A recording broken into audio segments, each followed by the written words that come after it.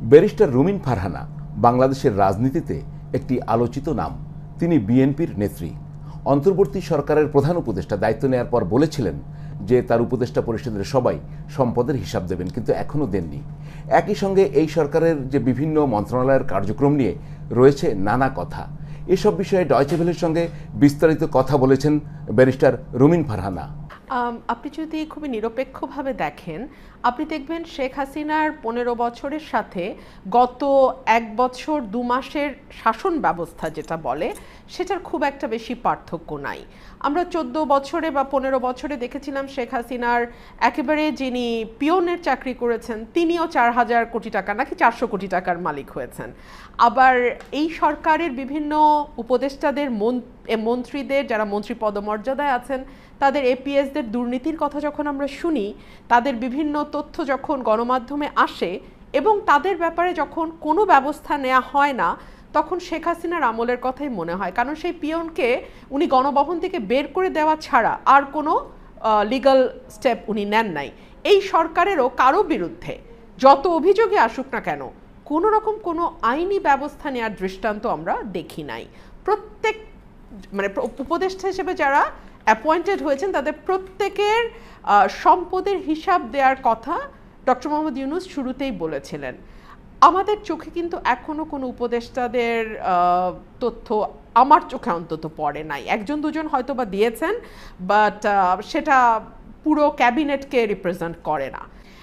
একেবারে র্যাম্পেন্ট। আমরা তো কারো ব্যাপারে কোনো ব্যবস্থা নিতে দেখছি না। অনেকে বলছেন যে, আমি যদি একটা এক্সাম্পল ধরি, আমাদের একজন ছাত্র উপদেষ্টা আছেন এই উপদেষ্টা পরিষদে, আসিফ মাহমুদ সজীব ভুঁইয়া।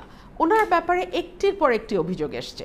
এখন আপনি বলতে পারেন যে বিএনপির সঙ্গে তার এক ধরনের মনোমালিন্য আছে, সে কারণে হয়তো এই ধরনের অভিযোগগুলো আসছে, কিন্তু সেই অভিযোগগুলো তো তদন্ত হওয়া দরকার ছিল, তাই না?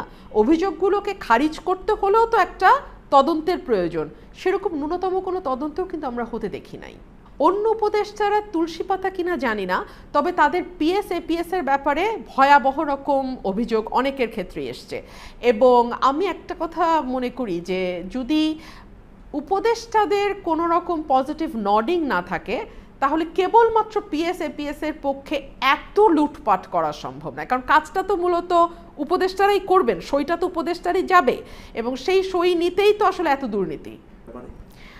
যারা খুবই পোলাইটলি সরকারের সমালোচনা করে তাদের ভাষায় প্রধান উপদেষ্টা খুব নরম হাতে দেশ চালাচ্ছেন, আর যারা হার্শলি সমালোচনা করে তাদের ভাষায় প্রধান উপদেষ্টা হয় তিনি নির্লিপ্ত, দেশে কি হচ্ছে না হচ্ছে, দেশ গোল্লায় যাচ্ছে কিনা সেটা নিয়ে তার কিচ্ছু যায় আসে না, অথবা তিনি আসলে বিষয়টিকে খুব খেলার ছলে নিয়েছেন। দেশ চালানোটা তো আসলে খেলাধুলা না, তাই না? এটা ওনার টাইম পাস করার বিষয় নয়, এটার সঙ্গে আমাদের 18 কোটি মানুষের ভাগ্য ওতপ্রোতভাবে জড়িত। উনি হয়তো দেশের বাইরে চলে যাবেন, ভালো উন্নত বিশ্বে উনি সম্মানের সঙ্গেই থাকবেন, কিন্তু আমাদের মতন সাধারণ মানুষ যারা বাংলাদেশে জন্মেছে এবং বাংলাদেশে জীবনটা পার করে এখানেই মারা যাব, তাদের জন্য তো আসলে ওনার কর্মকাণ্ডগুলো খুব স্বস্তিদায়ক নয়। প্রধান উপদেষ্টা দেশের চেয়ে বিদেশ থাকাকেই বেশি আরামদায়ক বা স্বস্তিদায়ক মনে করেন, ঠিক যেমনটি তিনি বিদেশি গণমাধ্যমকে সাক্ষাৎকার দেওয়াটা দেশীয় গণমাধ্যমকে সাক্ষাৎকার দেওয়ার চেয়ে অনেক বেশি স্বস্তিদায়ক মনে করেন। সো দেখুন, এটা বলতে দুঃখ লাগে কিন্তু না বলেও পারি না, বাংলাদেশকে কতটা উনি ওন করেন এই প্রশ্নটা থেকে যায়। অনেক সময় ওনার বিরুদ্ধে অনেক রকম সমালোচনা হয়েছে। মুক্তিযুদ্ধে উনি কি ভূমিকা নিয়েছিলেন বা সেই সময় উনি দেশকে কতটুকু সহযোগিতা করেছেন সেগুলো নিয়ে অনেক রকম সমালোচনা মানুষ করে, আমি সেগুলোর মধ্যে ঢুকতেই চাই না। কিন্তু এখন মনে হয় যে উনি যখন রাষ্ট্র পরিচালনার দায়িত্বে গেলেন এবং এত ক্রান্তিকালে, এবং উনি যেভাবে রাষ্ট্র পরিচালনার দায়িত্বে গেছেন, অর্থাৎ আওয়ামী লীগের গুটি কয়েক মানুষ ছাড়া বাংলাদেশের আপামর জনসাধারণের সমর্থন নিয়ে উনি গেছেন, উনি কিন্তু অনেক বড় একটা পরিবর্তন বাংলাদেশে আনতে পারতেন। উনি সেই সুযোগটা হেলায় হারালেন। স্বরাষ্ট্রকে আমি মাইনাস দেব, শূন্যেরও কম, উনি মাইনাসে পারফর্ম করছেন। বাংলাদেশে যারা সরকারের চাটুকারিতা করে তারা বলে মব তো নতুন কিছু না, কিন্তু প্রত্যেক দিন মব হওয়াটা অবশ্যই নতুন কিছু। বছরে 2টা মব হওয়া আর 365 দিনে 380টা মব হওয়া একরকম নয়। সো আমি মনে করি যে স্বরাষ্ট্র উপদেষ্টা মাইনাস পাবে। আর কোনো উপদেষ্টার পারফরমেন্স যদি আমাকে কিছুটা প্রশংসা করতে হয়, সার্টেনলি আমি অর্থ উপদেষ্টার পারফরমেন্সকে প্রশংসা করব। উনি জনসম্মুখে খুব বেশি আসেন না, উনি নিভৃতাচারী মানুষ, নীরবে কাজ করেন, এবং ওনার যেই মন্ত্রণালয় সেটাকে উনি বেশ দক্ষতার সঙ্গেই করছেন। আমরা দেখলাম যে ওপেন মার্কেটে ছেড়ে দেওয়ার পরও ডলারের দাম স্টেবল আছে। আমরা দেখলাম যদিও মন্দরিন ভীষণ রকম বেড়ে গেছে, কিন্তু এটাকে বলা হচ্ছে গত 15 বছরে যে ব্যাকল্যাশ, সেই কারণে মন্দরিনের এই অবস্থা। এর বাইরে আমরা দেখলাম রেমিটেন্সের অবস্থাও মোটামুটি স্থিতিশীল। সো আমদানি রপ্তানি তথ্যে অবশ্য খুব বেশি আশাব্যঞ্জক কিছু নেই। তবে একটা আনস্টেবল সরকারে তো আসলে বিনিয়োগ হবে না, সেটা আপনি দেশি বা বিদেশি যে বিনিয়োগের কথাই বলেন না কেন। বাট তারপর আমার মনে হয় যে কিছুটা চেষ্টা যদি কেউ করে থাকেন, সেটা ফিনান্স অ্যাডভাইস।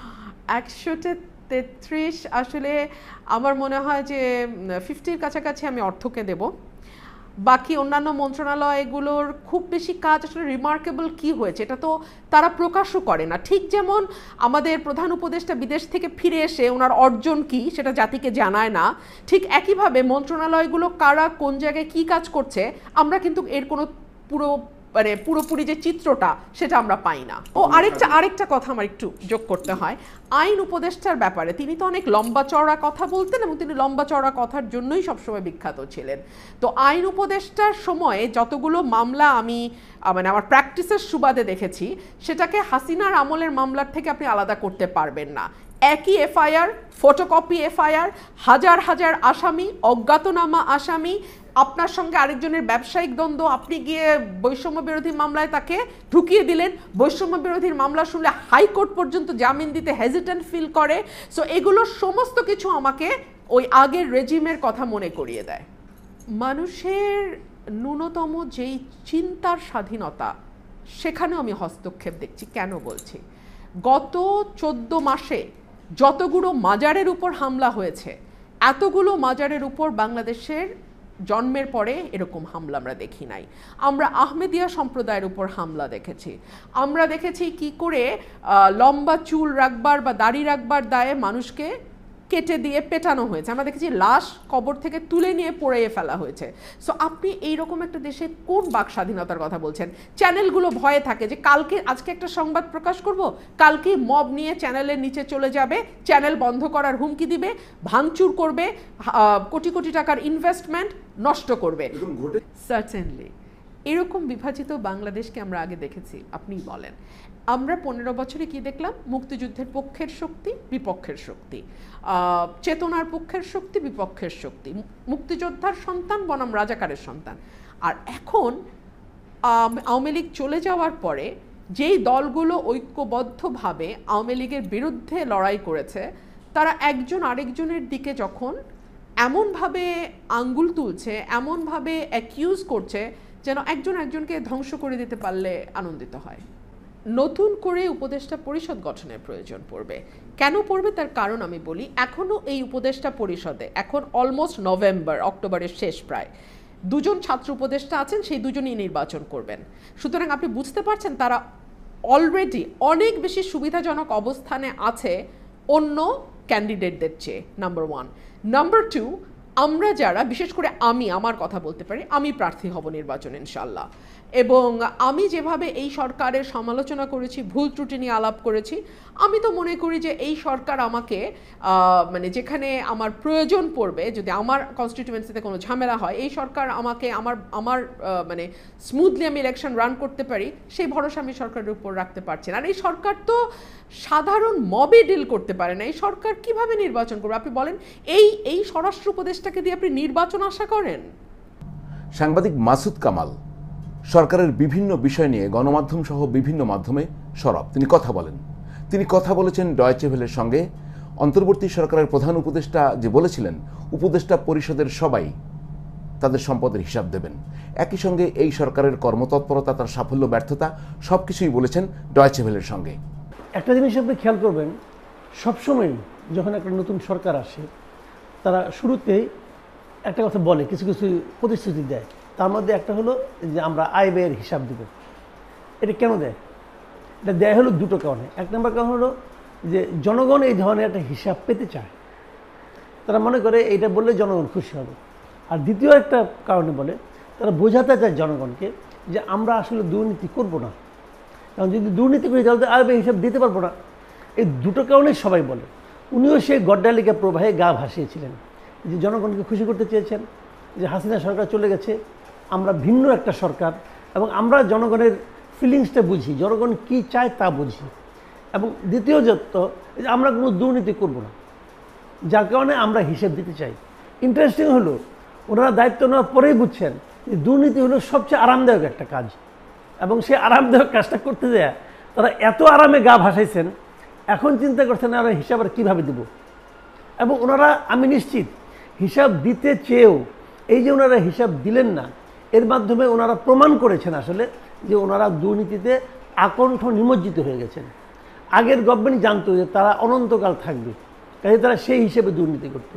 এই গভর্নমেন্ট জানে যে তারা বড়জোর 1 থেকে 1.5 বছর থাকবে, কাজে তারা এই 1.5 বছর সময়সীমাকে মাথায় রেখে তারা সেই বেগে দুর্নীতি করেছে। এবং আমি মনে করি এই যে এই সরকারের উপদেষ্টারা সবাই যতটা সম্ভব একজন মানুষের পক্ষে দুর্নীতি করা তারা তা করেছে। কোনো পরিবর্তন হয়নি এবং কোনো পরিবর্তন হওয়ার কোনো আমি সম্ভাবনাও দেখি না। এই পুরো জিনিসটাই ছিল জাস্ট সময় ক্ষেপণ। তারা এসে কতগুলি চটকদার কথা বলেছে যে কী করবে, সংস্কার করবে, বিচার করবে এবং নির্বাচন দেবে। কিন্তু তারা মনে মনে ভেবেছে নির্বাচনটা আমি যত পরে দিতে পারি, এবং এই সেই নির্বাচনটা যে পরে দিবে 1.5 বছর পর্যন্ত নির্বাচন, এখন যেটা হচ্ছে এগুলো 1.5 বছর সময় নিচ্ছে সে। 1.5 বছর পর্যন্ত একটা নির্বাচন অনুষ্ঠানের জন্য সময় নেওয়াটা জাস্টিফাই করতে হবে। তো এই জাস্টিফিকেশনের জন্য তারা একটা সংস্কার নামক একটা আজব জিনিস মানুষের মাথার উপর চাপাই দিচ্ছে যে আমরা সংস্কার করতেছি। এবং সংস্কারের শুরু থেকে যদি আপনি আমাকে ফলো করে থাকেন দেখবেন, সংস্কারের শুরু থেকে আমি বলছি এটা কিছু হবে না। এটা এই কারণে বলেছিলাম যে প্রথমত তখন আমি ভেবেছিলাম তাদের মধ্যে নিয়ত ঠিক আছে, কিন্তু লোকগুলি যোগ্য না। আমি এটা বলেছিলাম যে এই লোকগুলি আপ টু দ্য মার্ক না। এখন আমি মনে করি আসলে নিয়তটাই ঠিক ছিল না, লোকগুলি তো আপ টু দ্য মার্ক নাই, নিয়ত মানে লোকগুলিও ঠিক ছিল না এবং নিয়তটাও ঠিক ছিল না। আমি আপনাকে ছোট্ট একটা এক্সাম্পল দিয়ে বলি। যেদিন তারা সনদটা আমাদের সিগনেচার করার জন্য গেল ওখানে যাই দেখলো যে জুলাই যোদ্ধা নামে কিছু লোক ওখানে দখল করে আছে, তার মানে একটা হইচই হতে পারে। তারা কিন্তু ওখানে বসে তাৎক্ষণিকভাবে অঙ্গীকারনামার 5 নাম্বার ধারাটা চেঞ্জ করলো, যেটা নিয়ে নাকি এনসিপি তাদের সঙ্গে বার্গেন করেছিল। তো আপনি আগেই করলেন না কেন? শেষ মুহূর্তে কী কারণে করলেন? তো কখন? এই আপনার সামনে সিচুয়েশন দেখার পরে। তার মানে কি তাদের মতলবটাই ছিল খারাপ। বাম দলগুলি কেন করলো না বলেন? বাম দলগুলি বলেছিল আমাদেরকে পুরো ড্রাফটটা আপনারা দেন, চূড়ান্ত যে আপনি করবেন তার কপি আমাদের কাছে দেন। তারা কপি দিছে? কপি দেননি তো। কী কারণে দেয় নাই? তারা যেগুলি বলছে এইগুলি আমাদের নোট অফ ডিসেন্ট আছে, ওগুলি তারা মূল ইয়ের মধ্যে ঢুকাই দিছে। কী কারণে ঢুকাইছে? যে তারা আসলে যোগ্যই না। এই কাজটা করার জন্য যে মিনিমাম একটা যোগ্যতা লাগে, সেই যোগ্যতাই এই লোকগুলির মধ্যে নাই। তারা যে ড্রাফটই ঠিক মতো করতে পারে নাই। আমি আরও 2-1টা পয়েন্ট আপনাকে বলি যে তাহলে এটা তারা করলো কেন, বিষয়টা খেয়াল করেন। তো তারা নিজেদের মতো করে একটা জাস্ট একটা বানিয়ে রাখছে। এবং আমি শিওর তাহলে যে এই যে অন্য তারা আপনি বলবেন যে এতগুলি পলিটিক্যাল পার্টি সাইন করলো, তারা কিন্তু বুঝে না? বুঝে। বিএনপির মতলবটা কি? সিম্পল। কিন্তু ওখানে যদি আরও 2 পৃষ্ঠা কম দিত অথবা 5 পৃষ্ঠা বেশি দিত, তাও বিএনপি সাইন করতো। বিএনপির মূল হিসাবটা হলো ভাই নির্বাচন আগে দাও, নির্বাচন দেওয়ার জন্য তুমি যা যা বলবা তা আমি করবো। নির্বাচন হওয়ার পর তো আমার হাতে ক্ষমতা, তখন আমি বুঝবো কি কি করা দরকার, কি কি করা দরকার না। বাদ বাকি আমরা কিছু নাই। কিন্তু বিএনপি তার হলো অন্য মতলব। আর বাদ বাকি যেগুলো আছে দল, জামাতেরও মতলব, কারণ জামাত এখন মনে মনে ভাবতে শুরু করছে যে আমরা হয়তো ক্ষমতায় আসবো। এই জন্য জামাতও কিন্তু ওই বিএনপি লাইনে চলে গেছে। আগে কিন্তু জামাত খুব অ্যারোগেন্ট ছিল, আমরা করবো না। এখন কিন্তু জামাত আর তা বলে না, কারণ জামাত এখন বিশ্বাস করতে শুরু করছে নিজে নিজে হয়তো আমরা ক্ষমতায় চলে আসবো। এই দুইটা বাদ বাকি যা আছে সব তো দুধ ভাত। এই দুধ ভাতটা কি করলো না করলো কিছু যায় আসে না। উনি যে আসলে যতটাই বিদেশে থাকেন না কেন, উনি যে মনে প্রাণে আমাদের দেশের ট্র্যাডিশনাল মানে নেতাদের মতো, এটাই বোঝা গেল। মানে উনি যখন কোনো আইন করেন, দেখবেন অনেক ফ্যামিলি দেখবেন আপনি গৃহকর্তা কিছু আইন করে, এটা করা যাবে না, ওটা করা যাবে না, বাচ্চাদেরকে বলে তোমরা সিগারেট খাইতে পারবা না, অমুক। আবার সে কিন্তু রাতেবেলা মদ খেয়ে টোল তুলে আসে। তো ওনার ওই অবস্থা, উনি যখন আইন করছে বিদেশ ভ্রমণ কমাতে হবে, তখন আবার ব্র্যাকেটে লেখা ছিল আমি ছাড়া। বিদেশে যে খরচ কমাইতে হবে উনি ব্র্যাকেটে লেখা আমি ছাড়া, আমি এবং আমরা ছাড়া। উনি যে নিয়ে ওই শহরের সবচেয়ে দামি হোটেলে থাকে। তো এটা হলো ওনার এই ট্র্যাডিশন। ওনাকে আপনি যা ভাবছি আমরা, উনি আসলে তা না। উনি দেখাই দিচ্ছে উনি একজন খুব সাধারণ একজন মানুষ, সাধারণ একজন লোভী মানুষ। উনি লোভী, কোনো সন্দেহ নাই। লোভী লোকের নেতা হওয়া উচিত না। উনি তো নেতা ছিলেনও না, আমরা জোর জবরদস্তি নেতা বানাই দিচ্ছি। উনি তো নেতা না, উনি খুব সাধারণ একজন ব্যবসা। শুনেন, স্বরাষ্ট্র মন্ত্রণালয়ের পারফরমেন্স ভয়ঙ্কর খারাপ। ওটা কোনো পারফরমেন্সই করা যাবে না এটাকে। কারণ উনি এই ভদ্রলোক কী যে বলেন, কেন যে বলেন, এটা উনি জানেন আর ওনার আল্লাহ জানেন, আর কেউ জানেন না। এটা বলে লাভ নাই। অন্য অন্য মন্ত্রণালয়গুলো তো খুব ভালো করতেছে, আমি তাও মনে করি না। কিন্তু একটা মন্ত্রণালয়ের ব্যাপারে আমার একটা সন্তুষ্টি ছিল, আমি কিন্তু ছিল বলছি, সেটা হলো যোগাযোগ মন্ত্রণালয়। এই ভদ্রলোকের ব্যাপারে আমার একটা ধারণা ছিল উনি মানে ভালো করছেন। কিন্তু এখন আমার কাছে মনে হচ্ছে সেটাও ঝামেলা। ঝামেলা কেন? আমাকে কালকেও একজন বললো, উনি সিলেট থেকে আসছেন, সিলেটের রাস্তা নাকি ভয়ঙ্কর। এবং পরে আমার মনে পড়লো উনি নিজেও তো গিয়েছিলেন, যে পরে বাইকে ওনাকে চড়তে হয়েছিল। কাজে উনি নিজেও পারছেন না। এখন উনি হয়তো বলবেন যে সেই পরিমাণ বরাদ্দ নাই, এটা হতে পারে। এই সব শোনেন, আমি বলি একটা কথা, এটা বলে শেষ করি আপনাকে। মানুষ কিন্তু সবসময় কম্পেয়ার করে গতকালকের সঙ্গে। আজকের দিনটা গরম, তার মানে গতকালকে তুলনায় গরম, হিসাবটা কিন্তু এইভাবে হয়। এই সরকারের সঙ্গে মানুষ এখন আগের সরকারের তুলনা করে। কী কারণে করে? এই যোগাযোগ ব্যবস্থায় আগের সরকার অপরিমিত পরিমাণ দুর্নীতি করত। 5 টাকার কাজ 15 টাকা দিয়ে করতো। কিন্তু মানুষ এখন বলে যে 5 টাকার কাজ 15 টাকা দিয়ে করতো, কিন্তু আমি তো 5 টাকার সুবিধাটা পাইতাম। মেট্রো রেল করছে, অনেক টাকা খরচ করছে, কিন্তু তারপর তারা ভেঙে গেছে টাকা চুরি করে, কিন্তু মেট্রো রেলটা তো রয়ে গেছে। এই সরকার চলে যাওয়ার পর মানুষ কি দেখায় বলবে যে এই সরকার 1.5 বছরে এই কাজটা করছে? মেট্রো রেলে যে এক্সটেনশন হচ্ছে, মেট্রো রেল অনেক টাকা দিয়ে করছে বলতেছে, এক্সটেনশন তো ওই টাকা দিয়ে করতেছে। তারা তো নতুন করে কারোর সঙ্গে চুক্তি করতে পারে না, নতুন করে বার্গেন করতে পারে না। তো আগের বার যদি চুরি হয়ে থাকে, তো সেই চুরির টাকাটা কোথায় গেছে আমরা জানি। এই চুরির টাকাটা কোথায় যাচ্ছে তাহলে? এই সমস্ত প্রশ্ন মানুষ অলরেডি করতে শুরু করছে। কাজেই এই সরকারের পারফরমেন্সে আমি কোনো ভালো কিছু দেখি না। বাকস্বাধীনতা আগেও ছিল, আগে যতটুকু ছিল এখন ওই একই রকম আছে। আগে সরাসরি খাইতো, এখন ঘুরে খায়। আপনি আমাকে একটা কথা বলেন, বাকস্বাধীনতার জিনিসটা কি? যদি আপনি মিডিয়া বলি, প্রত্যেকটা মিডিয়ার শীর্ষস্থানগুলিতে তারা চেঞ্জ করছে না, এবং তাদের লোক এনে বসাইছে না? আপনি অস্বীকার করতে পারবেন? এবং তাদের লোক বসাক, আমার কোনো সমস্যা নাই। সে লোকটা তো যোগ্য হতে হবে। যোগ্য লোকটাকে বসাইতে হবে। দেখেন প্রত্যেকটা পত্রিকার সম্পাদক দেখেন চেঞ্জ হয়ে গেছে। কেন? এমন কি ঘটলো সব পত্রিকার সম্পাদক চেঞ্জ করতে হবে? করছেন। তারা কি কাজটা করতেছে? তারা তো ওই কাজটাই করতেছে যে কাজটা আগের সরকার করতো। এটা কী কারণে হয়? এটা হয় হলো ওই কারণে যে সরকার পছন্দ করে না। আমরা তো বিভিন্ন পত্রপত্রিকা লিখি ভাই, আমি তো অনেক পত্রপত্রিকা লিখি, আমি তো জানি কি হয়। ওই পত্রিকাগুলো তো আমাদের বলে দেয় এইটুকু লেখেন, এইটুকু লেখেন। আবার আমার লেখা একবার ছাপাও হয় না। এই যে বিভূদা যে মারা গেল, বিভূরঞ্জন সরকার, উনি তো মারা যাওয়ার সময় বলে গেলেন যে উনি ওই লেখা ছাপতে যে উনি ধমক খাইছেন। তো এই ধমকটা তো খাইছে কাছ থেকে উনি তো বলেই গেছেন। তাহলে এইটাকে আপনি কী হিসেবে দেখবেন? এইটাকে আপনি কোনো বিবেচনাতে একটা নিরপেক্ষ সরকার বলতে পারবেন না। আপনি যদি তত্ত্বাবধায়ক সরকারের কথা বলেন, যার জন্য নাকি বিএনপি এত বছর আন্দোলন করছে, বিএনপি করছে, জামাত করছে, সবাই গত 15টা বছর সবাই কিন্তু একটা আন্দোলন করছে। তারা একটা তত্ত্বাবধায়ক সরকারের অধীনে নির্বাচন চায়। তত্ত্বাবধায়ক সরকারের মূল কনসেপ্টটা কি? মূল কনসেপ্ট হলো ওই সরকারের কেউ নির্বাচন করবে না, ওই সরকারের পছন্দের কোনো ব্যক্তি নির্বাচন করবে না, ওই সরকার কোনো নির্বাচনে হস্তক্ষেপ করবে না। তো এই সরকার কি তার দল নাই? সবাই জানে এনসিপি তো ডক্টর ইউনূস নিজে বলছে তোমরা এই দল বানাও, এটা তো ওনার দল। এখন ওনার সঙ্গে যে ওই যে আপনার বিরোধ দেখতেছেন, আমার তো মনে হয় এই বিরোধ তো একটা নাটক, এটা আসলে বিরোধ না। কাজেই এবং এই সরকারের পক্ষপাত তো আছে, পক্ষপাত যা আছে এটা কী করে বলি আমি আপনাকে। এনসিপি জামাত কদিন আগে বলছে এই সরকারের নাকি বিএনপির বিরুদ্ধে পক্ষপাত আছে। বিএনপি তো একবার এই সরকারের বিরুদ্ধে বললোই যে 3 জন উপদেষ্টাকে বাদ দিতে হবে, ওই 3 জন উপদেষ্টার ব্যাপারে আপনার ওর মাধ্যমে আপনার একটা পক্ষপাত আছে। তো এই সরকারের বিরুদ্ধে পক্ষপাতের অভিযোগ বিএনপি করছে, জামাত করছে, এনসিপি করছে। এই গভর্নমেন্টকে আপনি নিরপেক্ষ কী করে বলবেন? বলতে পারবেন না ভাই। কাজে সেই বিবেচনায় এই সরকারের আমি মনে করি যদি এই সরকারের এক নম্বর হলো এই সরকারের নিরপেক্ষকে নির্বাচন করা সম্ভব নয় সরকারের পক্ষে। আর দ্বিতীয়ত এই সরকার আরেকটা কথা বলি আপনার, যে একটা বিশাল ভোটার, যেমন এই সরকার একটা ঐক্যমত্য কমিশন করছে, ঠিক আছে, আপনি আওয়ামী লীগকে ডাকেন নাই, আওয়ামী লীগের রাজনৈতিক কর্মকাণ্ড আপনি স্থগিত রাখছেন, ঠিক আছে, তাদের ডাকেন নাই, জাতীয় পার্টিকে ডাকলেন না কেন, ওয়ার্কার্স পার্টিকে ডাকলেন না কেন, জাসদকে ডাকলেন না কেন? তারা স্বৈরাচারের দোষর বলতেছেন, এটা আপনি বলতেছেন রে ভাই, একটা পার্টি বলতেছে, আপনাদের এখানকার কয়েকটা পার্টি বলতেছে, আর থেকে বলতেছে না।